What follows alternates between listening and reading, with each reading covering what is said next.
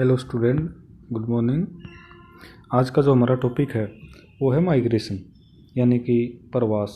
इसमें आज हम प्रवास के बारे में पढ़ेंगे कि प्रवास के प्रकार और प्रवास के कारण और प्रवास के परिणाम यानी कि टाइप्स, कॉजेज एंड कॉन्सिक्वेंसेस। तो प्रवास क्या होता है, सबसे पहले इसका अर्थ या इसकी परिभाषा के तौर पे देखते हैं।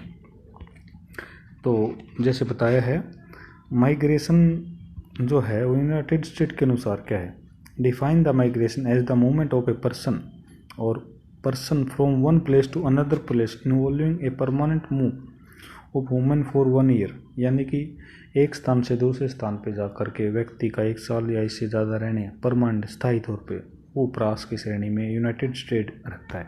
ठीक है।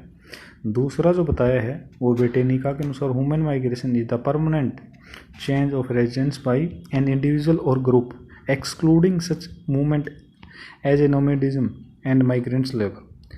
तो ब्रिटेनिका के अनुसार जो बताया है वो ये है कि एक स्थान से दूसरे स्थान पे लोगों का या एक व्यक्ति का जाके बसना, किन चीज़ों को छोड़ के, जो नोमैड्स हैं यानी कि जो अपना एक स्थान से दूसरे स्थान नॉर्मली घूमते रहते हैं उनको, और जो लेबर है उनको छोड़ करके जो है वो अपना माइग्रेशन की श्रेणी में रखा जाता है। तो कहने का अभिप्राय यही है कि जो हमारा माइग्रेशन है उसके अंदर मुख्य रूप से एक व्यक्ति का या ग्रुप का एक स्थान से दूसरे स्थान पे लंबे समय तक परमानेंट स्थायी तौर पे जा कर के रहना बसना, वो सामान्य तौर पे हम माइग्रेशन के अंदर शामिल कर सकते हैं। तो माइग्रेशन में हम अपना व्यक्ति का एक स्थान से दूसरे स्थान पे उसकी मूवमेंट या उसका स्थान परिवर्तन होता है और स्थायी तौर पे वो रहता है। उसमें अपना ये राष्ट्रीय स्तर पे भी हो सकता है, अंतर्राष्ट्रीय स्तर पे भी हो सकता है, विभिन्न प्रकार के रूपों में फॉर्म में हो सकता है। तो ये इस प्रकार से माइग्रेशन है। नेक्स्ट देखिए, माइग्रेशन से हम कुछ बातें बताई हैं वर्ल्ड लेवल पे यानी कि अंतर्राष्ट्रीय स्तर पे, ग्लोबल पे। जैसे कि डायग्राम में दिखाया है चित्र में कि किस प्रकार लोग एक स्थान से दूसरे स्थान या इधर उधर जाते हुए दिखाई गई माइग्रेशन का अपना रूप दिखा रहा है। In 2005 191 million people were counted as living outside the country of their birth. तो लगभग 191 मिलियन जो लोग थे वो अपना काउंट ही किए गए आउटसाइड अदर कंट्री के बर्थ से, यानी कि इतने लोग थे जो वो क्या था कि आउटसाइड से हैं और जिनका जन्म बाहर से है। ठीक है। नेक्स्ट जो बताया है, the number of migrants world wide has the double since world war second world war या विश्व युद्ध के दौरान डबल लगभग अपना माइग्रेंट्स थे जो देखने में आया इस प्रकार का। नेक्स्ट जो पॉइंट बताया, if the live in the same place international migrant wood from the 5th most populous country in the world.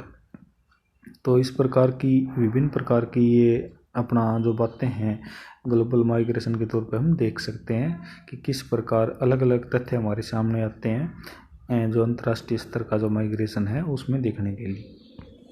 Next देखिए, माइग्रेशन इज़ ग्लोबल।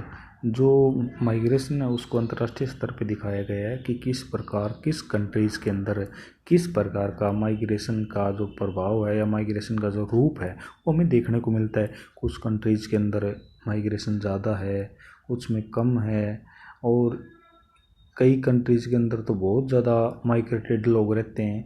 ये सारा कुछ डिपेंड करता है कि कंट्रीज़ की जो इकोनॉमी है वो कैसी है, रिसोर्सेज कैसे हैं, अर्थव्यवस्था किस प्रकार की है, लोगों को आजीविका कितनी मिल पा रही है, सुविधाएं कितनी है। ये सब बातें लोगों को अपना आकर्षित करती है जिसकी वजह से माइग्रेशन घटता और बढ़ता है। जैसे देखते हैं, जैसे दिखाया गया है कंट्रीज़, सबसे पहले जो है वो यूएसए के अंदर बहुत अधिक मात्रा में माइग्रेंट्स रहते हैं, प्रवासी रहते हैं, जो कि अपना मिलियन में दिखाया लगभग 20 मिलियन के लगभग अपना।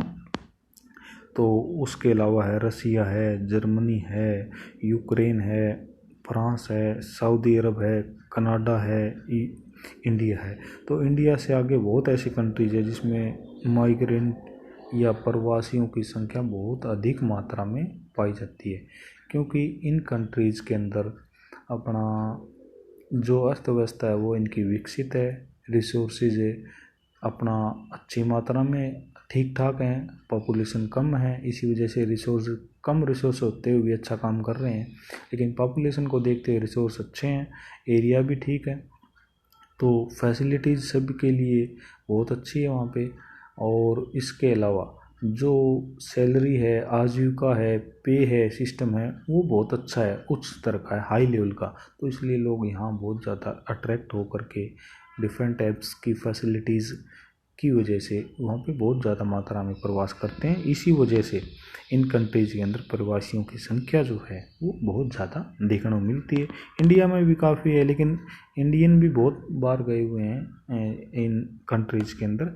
इसके अलावा ये जो स्पेन है, Australia, Pakistan, Hong Kong, Italy, Kazakhstan, Jordan और जापान, इन कंट्रीज़ के अंदर भी माइग्रेंट जो है प्रवासी वो बहुत अच्छी मात्रा में रहते हैं। लेकिन इनके मुकाबले और कुछ कंट्रीज ऐसी हैं जिनमें बहुत ज़्यादा माइग्रेंट, जैसे कि बताया USA, Russia, Germany, Ukraine, France, Saudi Arab और कनाडा। तो इनके अंदर प्रवासियों की संख्या ज़्यादा है, विकसित अर्थव्यवस्था, अच्छी सुविधाएं होने की वजह से।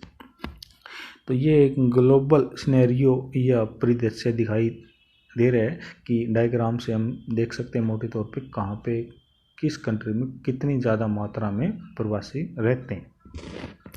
नेक्स्ट देखिए, टाइप्स ऑफ माइग्रेशन। माइग्रेशन कितने प्रकार का बताया है। पहला है इंटरनल आंतरिक migration. This refer to change of residence within national boundaries such between state, province, cities और म्यूनिसिपलिटीज।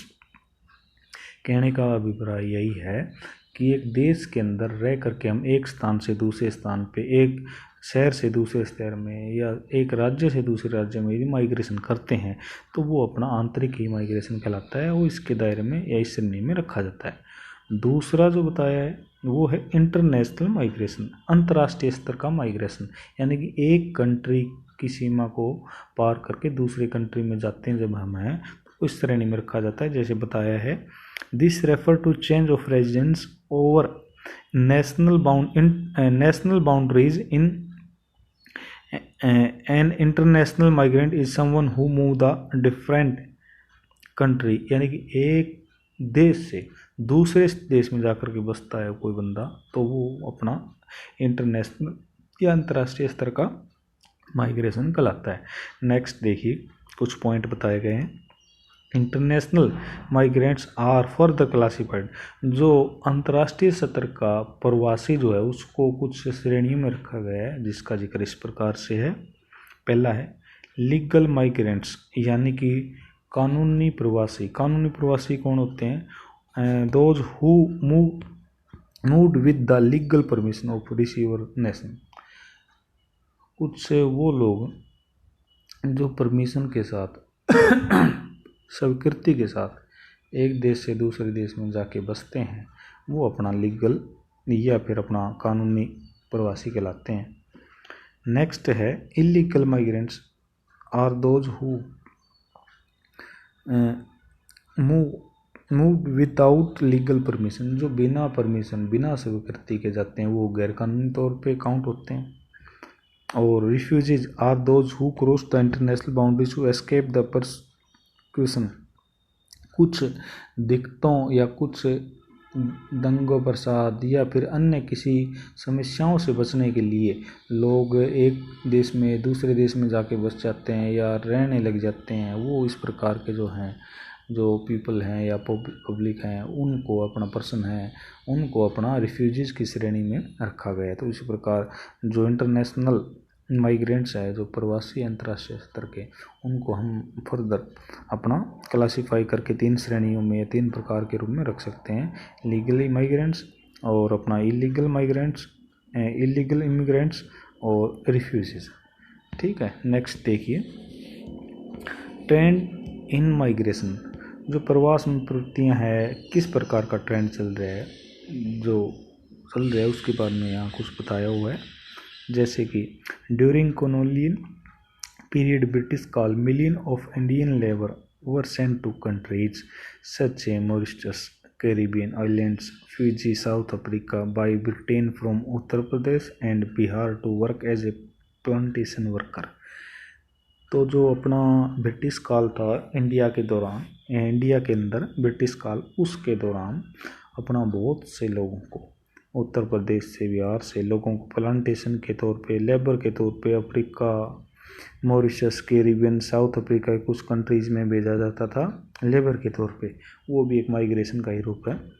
दूसरा पॉइंट देखिए क्या कहता है, in the 20th century semi skilled Indian migrated neighbouring countries such as Thailand, Malaysia, Singapore, Indonesia, Brunei, African countries or artisan, trader and factory worker.